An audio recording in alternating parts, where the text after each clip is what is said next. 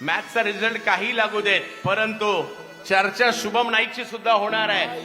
समोर पराभव दिसत होता, परंतु शुभम नाईक खंबीर उभे होते आणि आपल्या टीम साठी षटकार ठोकत होते. सामना संपलेला नाहीये तरी सुद्धा 35 धावांची आवश्यकता आहे. पहिला बॉल, पहिल्याच बॉलवर मोठा फटका खेळत असताना मॅच ऑन. आणखीन एक, याही वेळेला बॅटिंग साठी. हो, इकडे मात्र थोडं क्रॉस खेळायला गेले. चांगल्या टप्प्यावर बॉल येताना पाहिलं मिळाला मध्ये 23. आणखीन एक, आणखीन एक, आणखीन एक धमाका.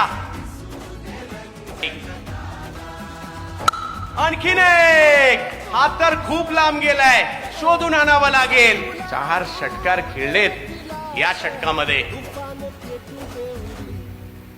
फुलटॉस, याही बॉलला माघारी सीमारेषेच्या पलीकडे पाठव.